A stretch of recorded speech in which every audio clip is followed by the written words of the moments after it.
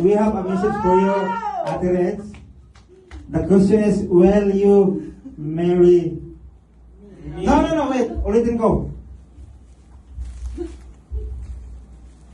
Miss Reggie, tumahay yung sete. Will you marry me?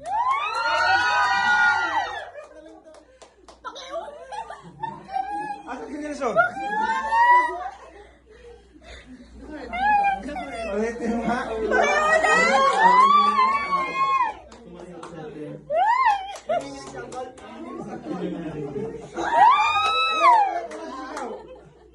Alam mo na kung tanong ang sagot. Yes, with the love.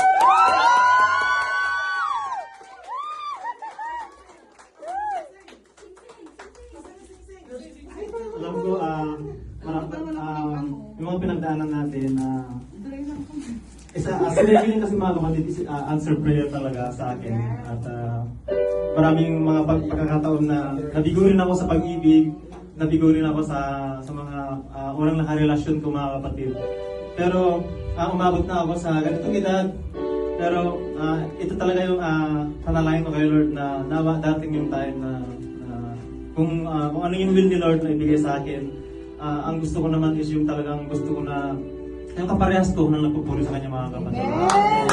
I-encourage ko rin po ang bawat isa na kapag kayo ay dumating yung punto na dumating sa punto na ito is in-encourage ko ang bawat isa na piliin niyo mga kapatid yung parehas na nagtataas ng kamay sa ating Panginoon. Amen. Reds, una sa lahat, happy birthday. At maraming salamat sa buhay mo, dumating ka sa buhay ko.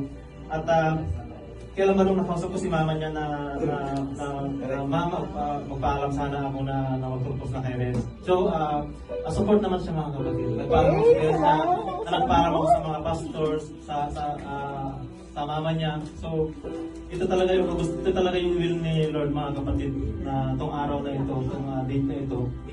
So, ulitin ko, next, will you marry me?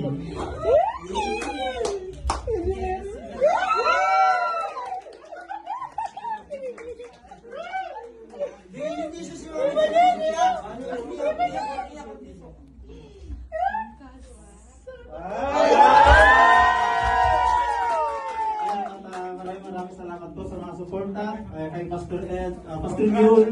Ganun din po ito. Sa Kuya Glenn, maraming salamat. At Lenny, maraming salamat sa suporta. And to all Powerhouse 6, kagabi, naging peace kami sa Flowers.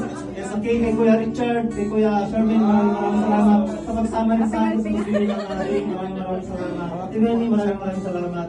Pastor Ed, maraming salamat po. And to all Powerhouses and to all, especially Powerhouse 6, maraming salamat. Paul, maraming salamat kapatid. So, to God be all the glory. Amen!